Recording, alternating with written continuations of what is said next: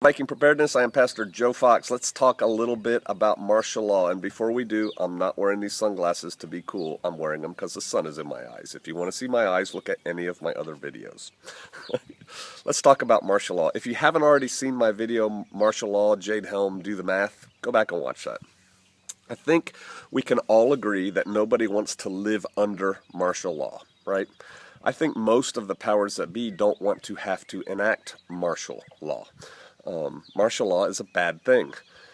Things get chaotic, things get out of hand, and so the powers that be clamp down and put martial law. Let's look at Katrina. A lot of people hold up Katrina. And when I say martial law, I don't necessarily mean that the Army, Navy, Air Force, or Marines has been sent in to do law enforcement functions. Like the judge who was trying to talk about pornography, he said, I can't define it, but I know what it is when I see it. Hey, when guys are out there dressed up like wannabe commandos with armored cars and they are restricting the liberty of Americans who aren't doing anything wrong, that's martial law. Right? Okay, I think we all can kind of understand that. So you look at Katrina. There's two ways to look at Katrina. The one way that all the comments on my Jade Helm video are looking at, they went house to house and took guns from people. That was a bad thing. Most of the people, probably the vast majority of the people they took guns from needed those guns then more than at probably any other time. The people and this was in New Orleans for the most part, many people in New Orleans were going crazy, right? Just going nuts. It was chaos out there. There were shootings and lootings and oh my. And so people needed guns to protect themselves, and the response of law enforcement was to go in there and take them from people. Now, that's a bad thing. And the powers that be said, yeah, they recognize that as a bad thing, and it'll never happen again. Well, I think things got a little bit out of hand during Boston, too, didn't they? I don't know that they took anybody's guns, but they definitely violated Fourth Amendment there, right? So martial law is bad. And nobody wants to live under it. I think I said that. It's early. So what are the responses to martial law? Because I still stand by my statement that they cannot declare martial law over the entire United States. There's just not enough resources to do it. People respond to that. It only takes, one guy with a machine gun to kowtow 1,000 people or something like that. Yeah, if those people want to be kowtowed. But to what point? At some point people say that's enough. And Americans, we are a fighting people. I have not been following closely, but I just started reading really yesterday about this miners BLM standoff up in Oregon. My take on it, and again, some of y'all know a whole lot more about it than me, and I guess there's a lot of videos on it. Unfortunately, I don't get to watch a whole lot of videos because I'm not online. But my take on it is BLM said they were going to come in and take over some long-standing miners' claims and burn down their shacks and stuff like that. And the miners said, oh, heck no, you're not. And so the BLM served them some kind of cease and desist order and said, you've got X amount of time to be gone. And the militias and the, who are those people? Patriot Guard? No. Who was it? Somebody. You guys will know, everyone will say about it. Some group of people Oath Keepers came in, started flooding in, right? The message went out, people started flooding into that region, and then BLM backed down. I say good. Somebody asked me just the other day, what do I think about Oath Keepers? I'm really not political. I don't really care about politics because I think we've lost. But I think in this instance, that was good because I do believe BLM would have gone in there, taken that land, and burned down those shacks or cabins or whatever they are. So the militia, the people, backed down the government right there in a case where I think that was a good thing to do. So who learned from that? Everybody. Right? Not just the militia, not just the Oath Keepers, the people, the BLM and others. Marshals, U.S. Marshals, and FBI are looking at that and doing lessons learned on that. And in that case, that would have been like a mini case of martial law. But they can't do that everywhere. There's just not enough resources to do that. There's only so many SWAT teams. That's the reality. Having said that, let's say something terrible. Oh, one more thing about Katrina. So we looked at it, it was bad that martial law was declared and they went in and took guns. Look at it from another aspect, though. Honestly, and I tell you guys all the time, try not to emote, try to think. Try not to emote, try to think. It's very difficult for some of you, especially the 17-year-olds living in their parents' basements. Yeah, I'm still a little bit irritated at some of y'all. But seriously, think about this. What if you are the governor of, or the mayor? You know, I'm not sure who asked for the assistance, but you are a person, an elected official in charge of New Orleans. And chaos happens. Katrina comes in, does a big wham wham on them, and some bad elements start taking advantage of that and start burning stuff and looting stuff and doing that kind of thing. And your police, who are corrupt to the core, walk off the job, and some of them join in the looting. And what are you going to do? Because, see, you have a duty to the citizenry to protect them. I can understand why they would declare martial law. And, then some things got out of hand and people acted stupidly. Same thing in America. What if we get hit by an asteroid strike or an EMP or Krakatoa goes off in Yellowstone or, whatever. Continuity of government, well, continuity of government has two reasons. One, to protect themselves, right? But the other reason is to keep America viable, right? And so, if cities are burning because the people are setting them on fire, what would you do if you were in charge? Drop back 10 and punt? No, you're going to try and save your city by whatever means. So you got to look at it from the other side. All right, so I was thinking about this morning. I think there's 3 responses to martial law should it come to your area. And those responses are deal with it, flee, or fight. Okay, so let's talk about those quickly.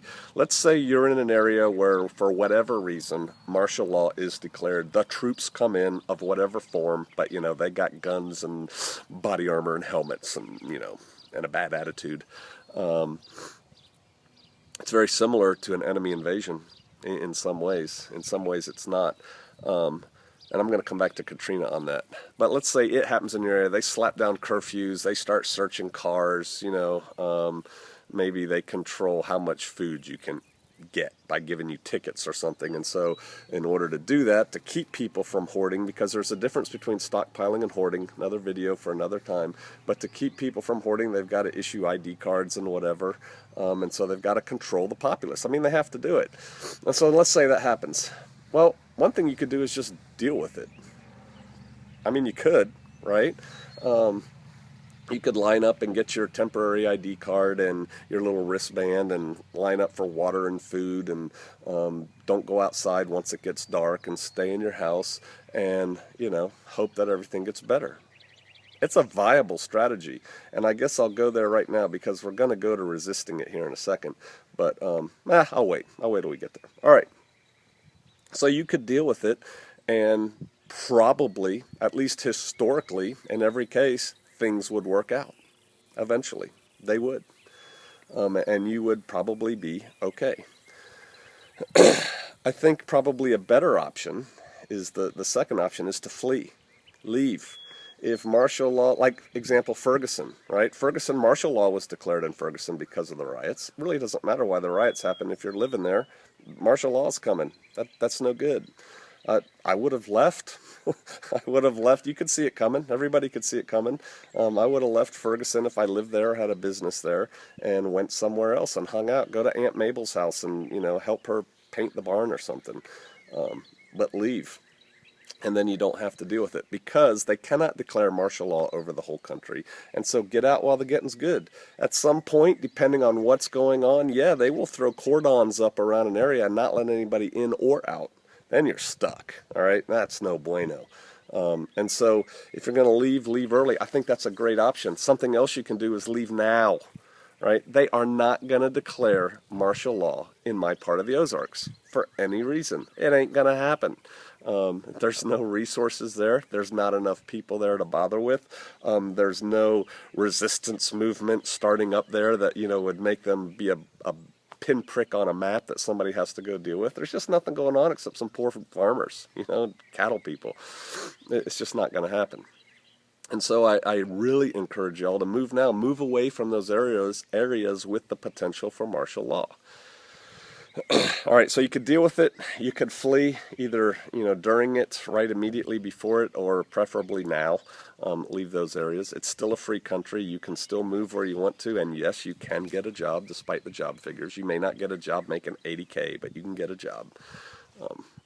I know, another tangent, right? All right, let's look at the other one. Resisting. You could resist martial law. You certainly could. And I guess now that's where I'll come to this. You know, when they were going house to house taking guns in Katrina, that was unconstitutional. We know that, right? That was wrong. And should that have been resisted? Let's just put it that way. And when I say resisted, I mean with force, with violence, right? Shooting back. Well, what would have happened if people had? Where would those people be today? In debt or in jail? But at least they die free. Well, look at them now. The people who didn't resist are free now and have their guns, I think. Maybe they didn't give them back, but I bet you they did. And if not, you can buy more and still be free and move to Montana, right? You really got to think about resisting. There is a time to resist. There certainly is a time to resist. But you got to be smart and you got to think, not emote, right? How do you resist martial law? And I hesitate to go here, and I'm not going to go here deep because I'm really not one of those guys. But there could be illegal martial law. I mean, heck, it could be like Red Dawn, right? You know, where the North Koreans or the Chinese invade and they declare martial law. I prefer to think of it in those terms, quite frankly. But the bottom line is this: they are used to a non-resisting people, but they are ready for resistance. And the way they, because it's a military tactic, the way they are going to deal with resistance is with a 40-pound sledgehammer, right? Because you want to make an example of people right out of the get-go. So, excuse me, you know, if somebody comes and they say, you know, knock, knock, knock on the door and they're coming to take the guns and you start shooting, you know, your AR out of the back window or something, oh, Lord. You know, 50 guys in tanks and helicopters are coming to your house, and you're not going to win. You're going to die. I mean, it's just bottom line. You're going to. And then they will make sure that everybody sees that, and everyone will know, ooh, if I resist, they're going to hammer me. And so, oh, what is to be done? Resistance is futile. That's the message they're trying to get across, that resistance is futile. But resistance is not futile. The problem is most Americans, and even, yes, those in the Patriot Party, are very selfish. They're very me-centered, and they're like me, me, me, me, me, me. They're also, there are a lot of talk and there are not a lot of action. Like I said, I was surprised at what happened with the BLM thing, and that might have been a good thing. I think Bundy Ranch may have, and again, I didn't follow that. I'm not political, but didn't a whole bunch of militia people show up and then it ended up and they just stood down? Because it wasn't worth the fight that was coming. You got to make it not worth their while. All warfare is really warfare of the mind, right? It really is. It's a test of wills. How far are you willing to go? The reason guerrilla warfare works when it does is because they just tire out the oppressor, the enemy, the people with the, the big guns and the big tanks. Because guerrilla warfare is warfare of the weak. Right? It is. If they don't have their own tanks and therefore so they resort to guerrilla warfare, and it wins because they've got more willpower. All right, and it's just like, man, it's just not worth it for us to go out here and fight anymore. And so what you have to do if you're resisting something like that is fight for your neighbor. Not even your neighbor. You got to fight for the next town, as shown in the Bundy Ranch and I guess this BLM thing. You know, people left their homes and went there. Cool. That's how you got to do it. Because if you wait till they come to your house, I tell people in another video, you don't defend your home from your mailbox. If you do that, you've already lost. You have lost, right? If you wait till they're at your house, you've lost.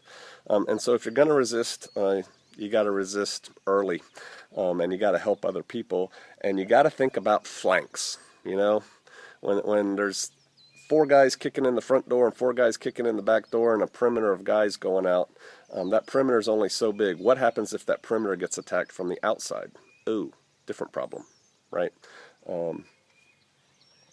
And that's about as far as I want to go with that. But there are ways to resist, but you basically you got to get into it. You know, you got to do it offensively, not defensively. Don't think defensively. Don't think cross this line and that's it. You know, you got to think offensively if you want to successfully resist. I think I'll leave it at that. Really, the best option is to flee. I mean, you know, you're a coward. I'm smart, man. There's things I want to do in life. You know, I want to bounce my great-grandchildren on my knee, which I don't have them yet. I want to do those kinds of things. And, you know, I was in the military for 20 years. I'm not looking for a fight, right? A lot of people who say they aren't because they don't have a clue. They don't have a clue, right? So move. Move to a place where they're not going to declare martial law, or deal with it. I submit to you the people who dealt with it in Katrina are better off today than if they had resisted. But if the time comes to resist, resist violently, resist early, and go on the offense. Don't stay on the defense. All right, words of wisdom or not from Pastor Joe.